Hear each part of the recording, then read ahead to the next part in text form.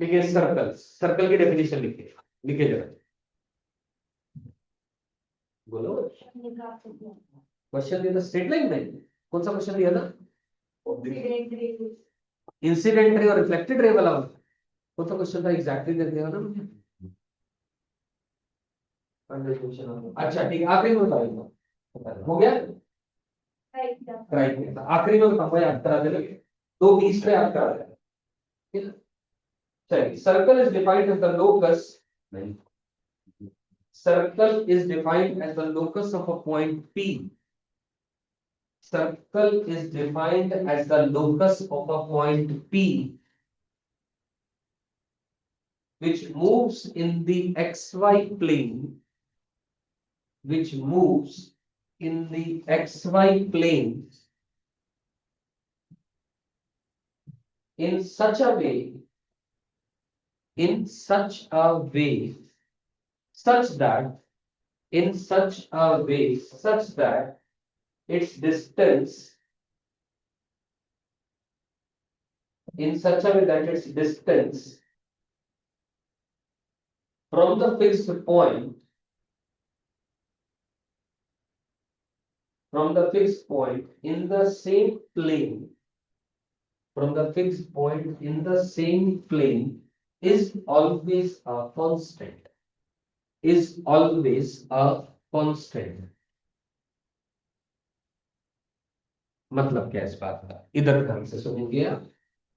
मैंने कहा ये एक सर्कल होता है, हम जानते हैं, ये एक पी पॉइंट है जिसका कोऑर्डिनेट h, k है, जिसका मैं लोकस निकालना है। एक पी पॉइंट है जिसका हम लोकस निकालना चाह रहे हैं, ये वेरिएबल पॉइंट है। और ये एक पॉइंट है सी जिसका कोऑर्डिनेट मान लिया a, b। ये पॉइंट एक फिक्स्ड पॉइंट है, this point is the fixed point, और ये सर्कल का सेंटर भी कहलाता है। इस वेरिएबल पॉइंट का इस फिक्स्ड पॉइंट से जो डिस्टेंस है, अगर वो कांस्टेंट है यानी r है, यानी P C is equal to r। अब डिस्टेंस फॉर्मूला लगा देते हैं, under the root of h minus A whole square k minus B whole square is equal to r, squaring कर दो। और लोकस निकालने के लिए h की जगह x और k की जगह y, यानी x माइनस ए का whole square plus y minus B का whole square is equal to r square. ये आपके पास सर्कल की इक्वेशन आ गई। This is the required equation of the circle. और ये जो इक्वेशन आई सर्कल की, उसका जो सेंटर है वो a, b है, और इसका जो रेडियस है वो r रेडियस है। सर्कल का जो सेंटर है वो a, b है, और रेडियस r है। ध्यान रखिए बात। जैसे एक स्ट्रेट लाइन की इक्वेशन को निकालने के लिए दो बातें चाहिए, एक पॉइंट और एक स्लोप, ठीक उसी प्रकार से सर्कल की इक्वेशन निकालने के लिए मात्र दो बातें चाहिए, सेंटर का एक्स और वाई कोऑर्डिनेट और उसका रेडियस। एग्जाम्पल के तौर पे कल को मैंने ऐसा लिख दिया, x माइनस वन का whole square plus Y minus two का whole square is equal to 4 का स्क्वायर। इसका मतलब है ये एक सर्कल है जिसका कि सेंटर 1, 2 है और रेडियस 4 है। खत्म हो गई बात, कंपेयर करा, पहचान बनाई, समझ में आया, आंसर लिखा। अंडरस्टूड हो गई बात, ही लिख ले सब लोग इसको।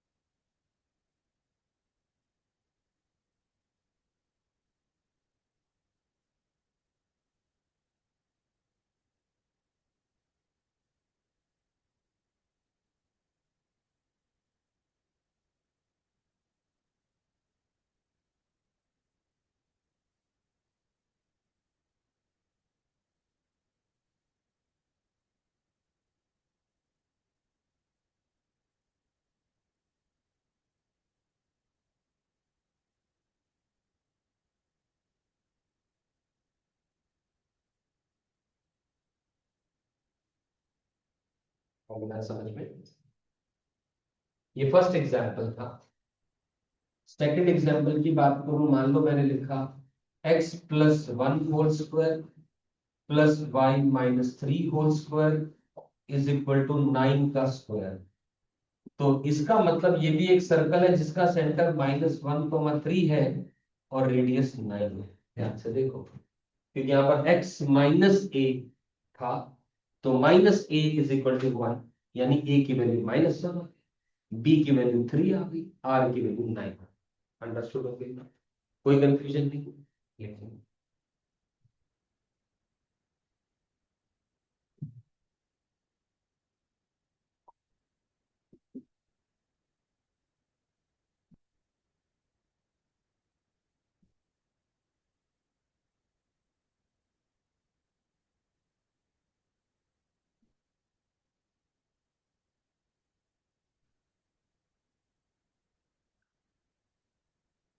और मान लो मैंने कल को लिखा X square plus Y square equal to 5 का स्क्वायर।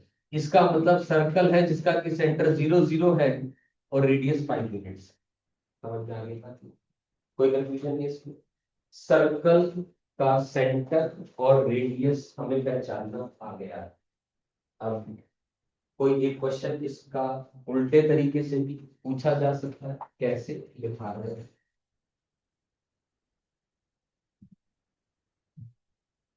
क्वेश्चन लिखो।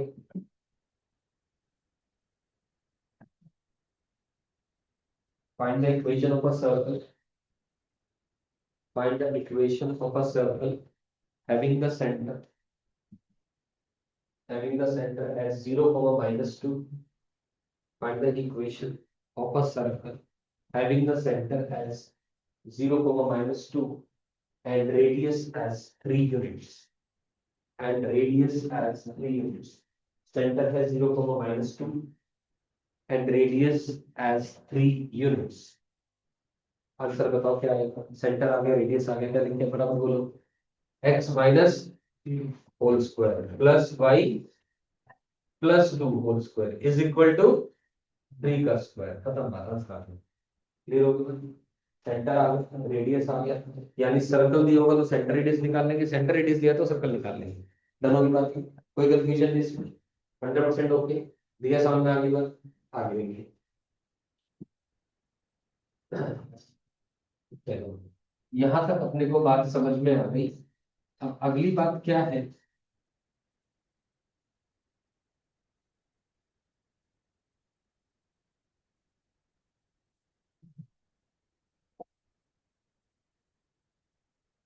बोलना शुरू करो,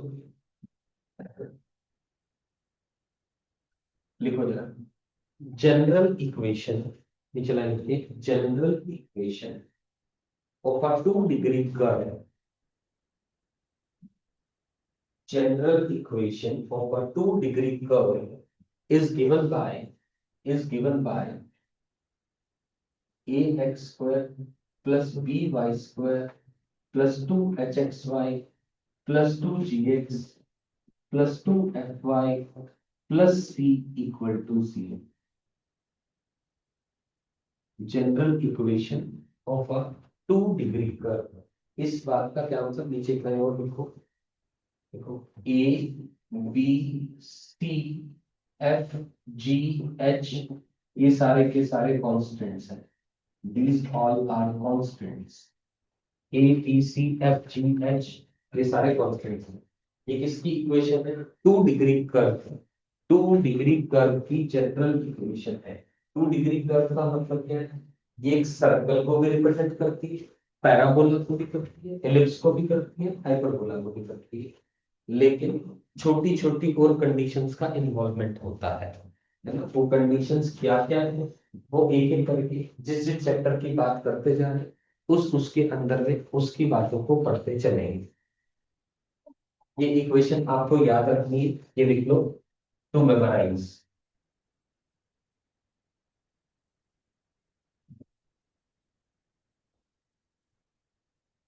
2-degree इक्वेशन है ये, उसकी जनरल इक्वेशन है 2-degree कर्व की।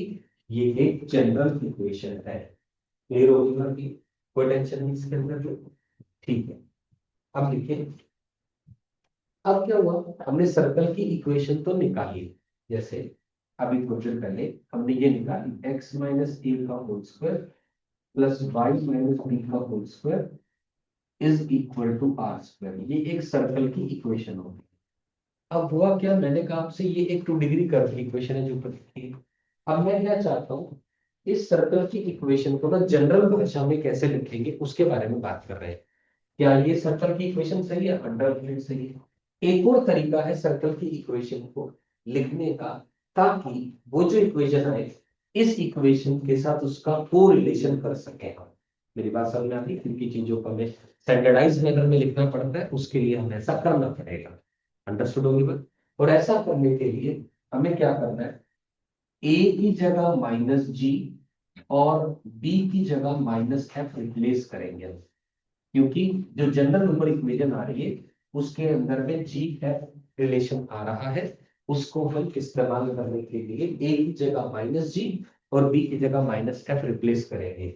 यानी इसका मतलब निकल के आया x प्लस जी का whole square plus Y plus F का whole square is equal to R square. ये बन जाएगा। मेरी बात समझ में आई? इसको ओपन अप कर देते हैं, X square plus Y square plus 2gx plus 2fy plus G square plus F square minus R square equal to 0, ऐसा लिख दिया। यहाँ पे बात समझ में आ गई, इसमें कोई कंफ्यूजन नहीं, पक्की बात नहीं। अब हम क्या करेंगे,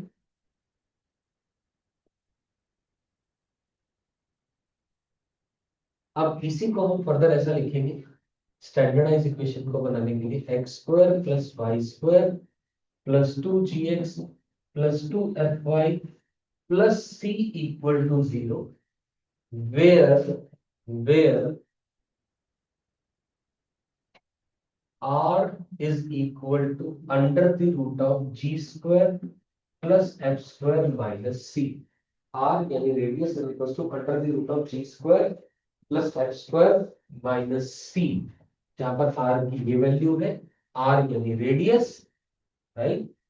पहले लिखो, अभी बताता हूँ। इतने पोर्शन की जगह पर हमने एक नया कांस्टेंट c दिया, इतने constant G square plus F square minus R square की जगह सी लिख दिया, तो आर की वैल्यू आ गई। अभी मैं बिल्कुल एग्जैक्ट आंसर और दूंगा, ये तो मैंने प्रूफ बताया आपको। आपको पहचान क्या करनी है, कैसे समझना है, क्या क्या समझना है, इसलिए ये बातों के ऊपर काम करना है। ठीक है।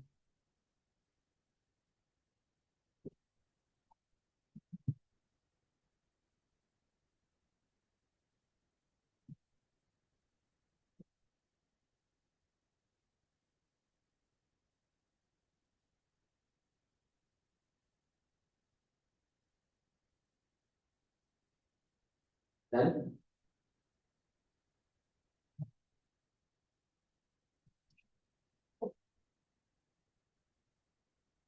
तो ध्यान से सुने, इसका मतलब क्या हुआ, अब ये जो इक्वेशन आई है, ये इक्वेशन स्टैंडर्ड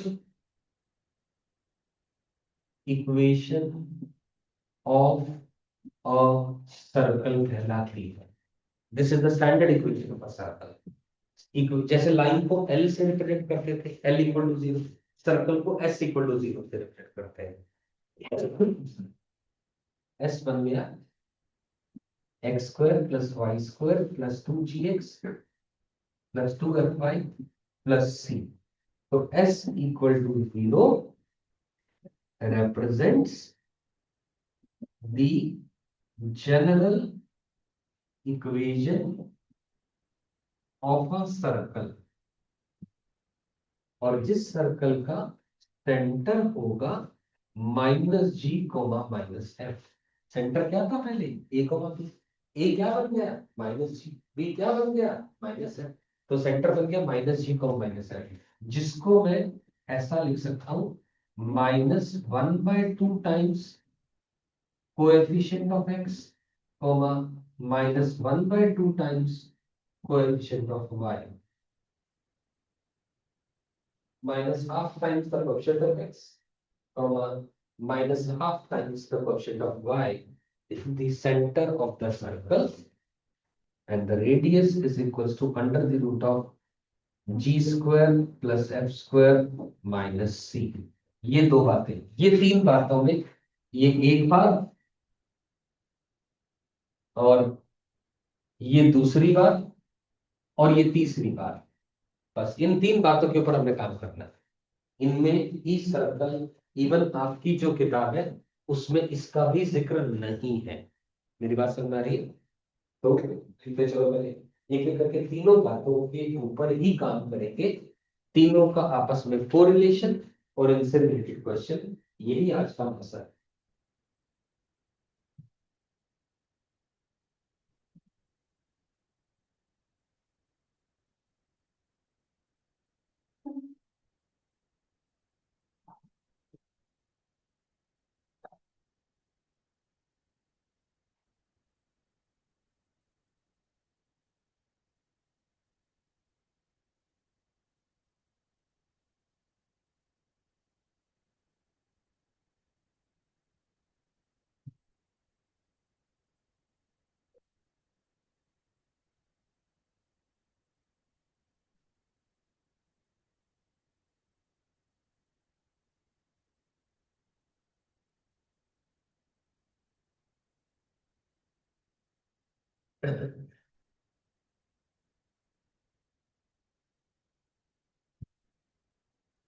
कोई बात नहीं समझ में आए तो दोबारा पूछेंगे।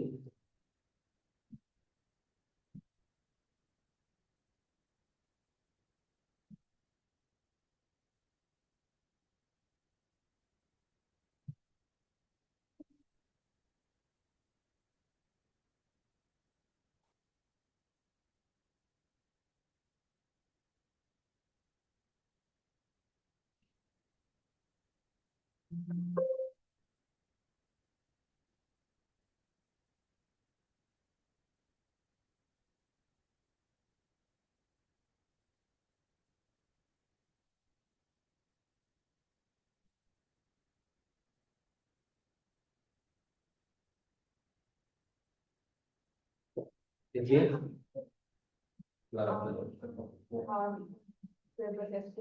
ये कैसे आया, ये कैसे आया, इतने पोर्शन की जगह हमने सी लिख दिया। देखो X square plus Y square plus two G X plus two Y plus C लिख दिया, राइट। तो किसको सी माना? G square plus F square minus R square को सी माना। तो G square plus F square minus C is equal to R square, इसका under the root ले लिया, यानी आर की ये वैल्यू आ गई। समझ गए मैं? दोबारा समझ सब लोग, इधर से इस इक्वेशन में ए की जगह माइनस जी, बी की जगह माइनस एफ पुट करा, सिंप्लीफाई करा, ओपन करा, ये आ गया। G square plus F square minus R square को सी मान लिया, वहां से आर की value under root G square plus F square minus C आ गई। तो ये एक सर्कल की स्टैंडर्ड फॉर्म ऑफ इक्वेशन आ गई। उसको एस से रिप्रेजेंट करते हैं, एस एक एक्सप्रेशन है, एस इक्वल टू जीरो एक सर्कल है। ठीक वैसे एल वहां पर एक एक्सप्रेशन होता था, एल इक्वल टू जीरो एक लाइन की इक्वेशन होती थी। तो वही बात यहां भी कर रहा हूं। ये एक सर्कल है जिस सर्कल का सेंटर क्या आ गया, माइनस जी कॉमा माइनस है। माइनस जी क्या है? Minus half times coefficient of x. Coefficient of x क्या है? 2g। 2g का आधा g उसके आगे लग गया माइनस, तो negative half times coefficient of X comma negative half times coefficient of Y. समझ में आ गई मेरी बात? सबको clear?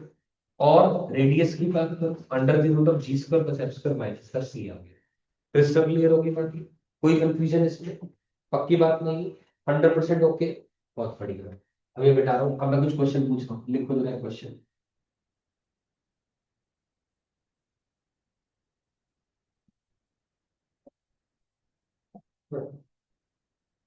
Find the center and radius of the circle. Find the center and radius of the circle having the equation।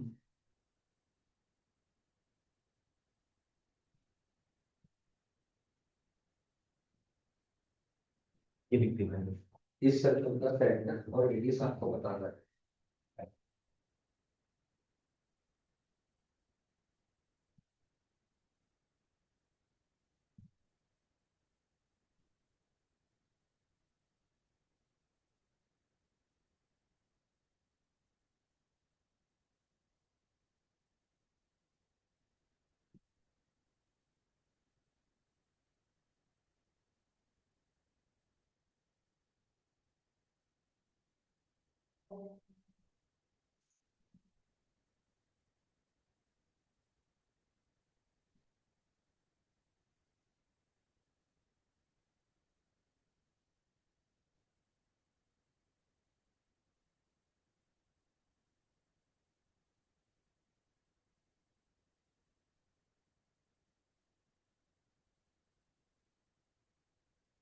फटाफट बताएंगे circle का centre क्या है।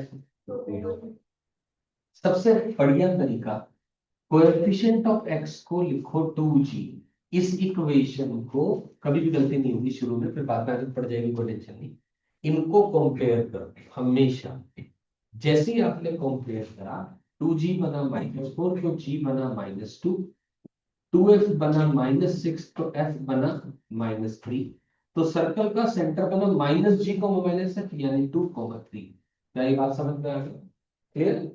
और कांस्टेंट आ गया यहाँ पर -1। रेडियस की वैल्यू होती है √g का स्क्वायर प्लस f का स्क्वायर माइनस c, ये -1 है। तो √4 + 9 + 1 यानी √14। ये आपका आंसर आ गया। सर्कल का सेंटर आ गया और सर्कल का रेडियस आ गया। कोई डाउट हो, कोई कंफ्यूजन हो, दोबारा पूछे। क्लियर है? Everybody is able to understand? Sure formula की बात, कोई कंफ्यूजन नहीं? सभी क्लियर है बात की? सभी को कोई टेंशन बाजी नहीं किसी तरीके की? 100% ओके? ठीक है। तो अगर हमें सर्कल की इक्वेशन दे रखी हो एक्सपेंडेड फॉर्म में, उससे हम सर्कल का सेंटर और रेडियस निकाल सकते हैं। अगर x - a का whole square plus y - b whole square equal to r square form में दे रखी हो, तब भी हम सर्कल का सेंटर और रेडियस निकाल सकते हैं। क्लियर होगी बात? पक्का? कोई कंफ्यूजन? 100%।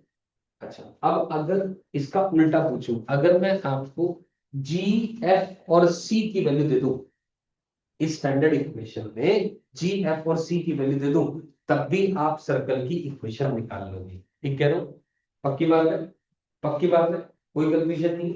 मान लो मैंने कह दिया g1 है, f2 है और c की वैल्यू -3 है, तो इक्वेशन क्या बन जाएगी? x² + y² + 2x + 4y - 3 = 0। खत्म होगी। क्लियर है? तो आपको ये देखना है, ये मैंडेटरी नहीं है कि आप पहले आंसर यानी ए बी सेंटर और रेडियस आर उस टर्म्स में सोचोगे या जी एफ सी की टर्म्स में सोचोगे। ये नहीं दिमाग लगाना। दिमाग इस बात पे लगाना है जिस तरीके से दिया गया है उसी तरीके से आंसर देखो। आंसर निकालना मकसद है।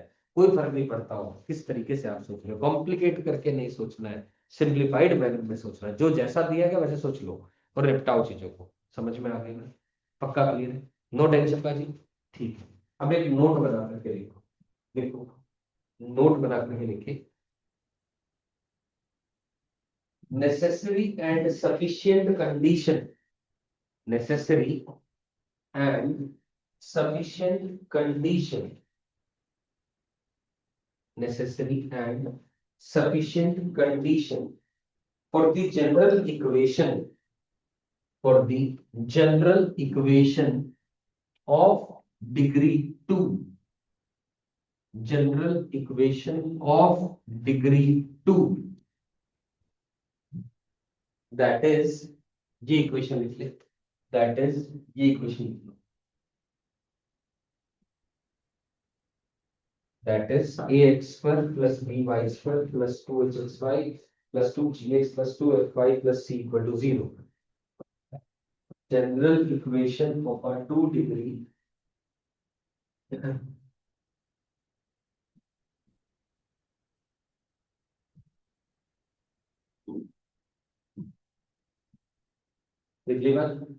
to represent a circle, to represent a circle, to represent a circle is, ताकि जनरल इक्वेशन 2 डिग्री की एक सर्कल को रिप्रेजेंट करे, उसके लिए दो कंडीशंस है। लिखो फर्स्ट कंडीशन, लिखो first condition, coefficient of x² is equal to coefficient of y²। Coefficient of X square is equal to coefficient of Y square, bracket में लिख लो not necessarily unity, coefficient of X square is equal to coefficient of Y square, bracket में लिख लो not necessarily unity, जरूरी नहीं है one हो, एक्स स्क्वायर वाई स्क्वायर का क्वेश्चन बराबर होना चाहिए, ये पहली कंडीशन। सेकंड कंडीशन लिखो, second condition coefficient of X Y equal to zero, X Y का कोएफिशिएंट जीरो होना चाहिए, यानी सर्कल की इक्वेशन में एक्स वाई की टर्म नहीं आती। समझ में आई मेरी बात? ही ध्यान से देखो कैसे पता चल रहा है, मैंने क्या कहा कि ये इक्वेशन ताकि सर्कल रिप्रेजेंट करे, पहली बात तो ये जीरो हो जाए और यहाँ पर ए और बी दोनों सेम हो जाए, जरूरी नहीं है बात, वन होगा तब भी सही है, नहीं होगा तब भी सही है। जैसे कि अब मान लो कल को मैं पूछो एक सवाल पूछूं छोटा सा, x square plus 2y square minus का 3x प्लस का 4y माइनस 7 इक्वल टू 0, क्या ये एक सर्कल रिप्रेजेंट करेगा, हाँ या ना? Does this equation represent a circle? No, क्यों? एक्स स्क्वायर और वाई स्क्वायर का कोएफिशिएंट सेम नहीं है, तो बात ही खत्म हो गई, अगली बात पे जाने की जरूरत नहीं। समझ आ गई बात? ये पहली बात, ये सर्कल रिप्रेजेंट नहीं कर रहा। दूसरी बात, मान लो मैंने लिख दिया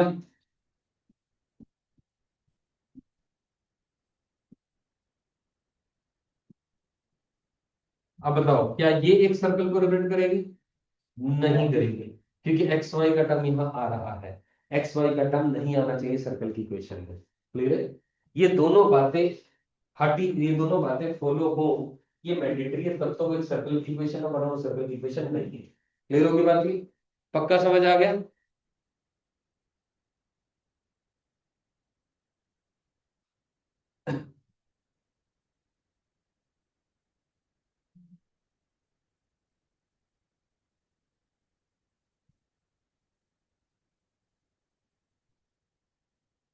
अब अंडरस्टूड?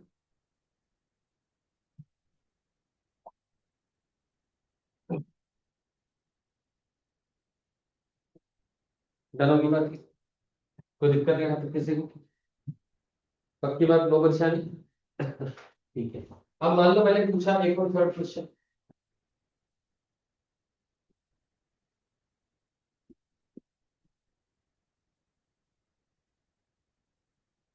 क्या ये एक सर्कल बनेगी, सर्कल रिप्रेजेंट करेगी, हाँ या ना? यस। कैसे पता चला? एक्स स्क्वायर वाई स्क्वायर का क्वेश्चन सेम आ रहा है और एक्स वाई की टर्म नहीं आ रही, तो yes it will be a circle. Clear है? अब इसका रेडियस और सेंटर निकालना है, इसका सेंटर और रेडियस निकालना है। अगर इसका सर्कल रिप्रेजेंट कर रही है तो इसका सेंटर क्या होगा बताओ? सेंटर निकालने के लिए मैंने क्या बताया, 2g इक्वल टू माइनस का 4 कर लो, 2f is equal to minus का 10 कर लो, यहाँ से g आ गया माइनस का 2, f आ गया माइनस का 5। याद आ रही है बात? x का क्वेश्चन को 2g, y का क्वेश्चन को 2f, उससे कंपेयर करके लिख लिया, सही। सेंटर क्या आ गया? 2,5, और इसमें c कितना आ गया? माइनस का 2, तो रेडियस निकालना है, under the root of g का स्क्वायर प्लस f का स्क्वायर माइनस 2, तो प्लस का 2 हो जाएगा, under the root of 4 plus 25 plus 2, तो under the root of 31 will be the radius of the circle. Clear हो गया? आगे समझ में? ठीक है, बहुत बढ़िया।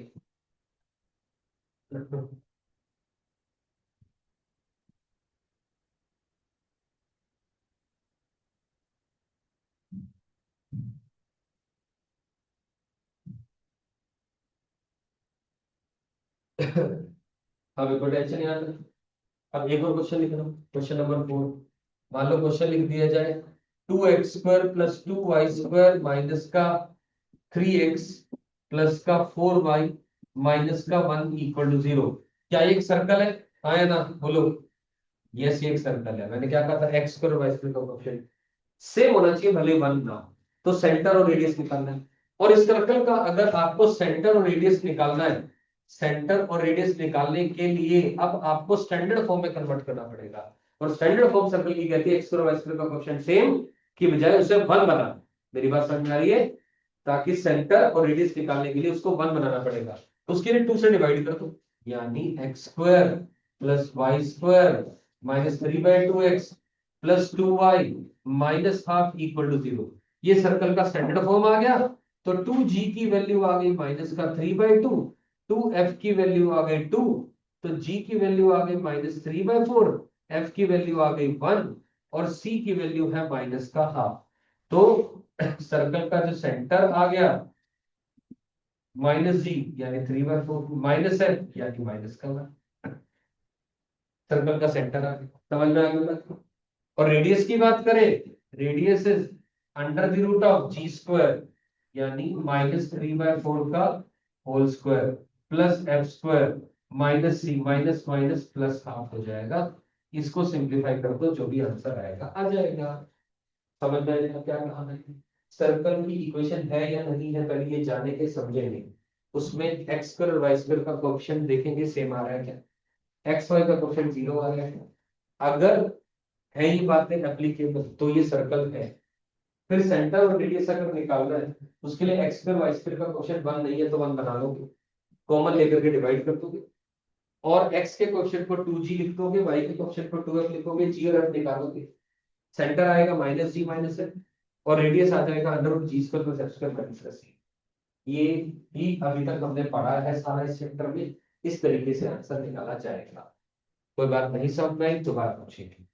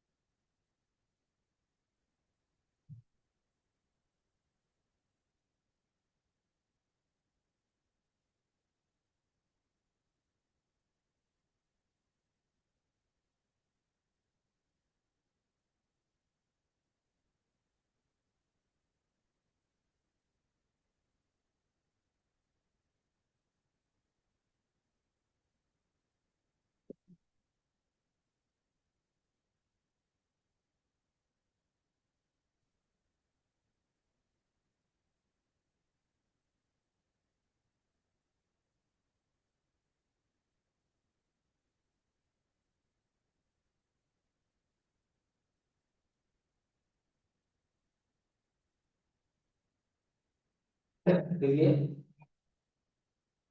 बना ली। कोई टेंशन कोई कंफ्यूजन यहाँ तक? अभी तक इतनी बातें पढ़ाई सारी समझ में आ गई, कोई कंफ्यूजन नहीं हुआ, 100% ओके। अगली बात है,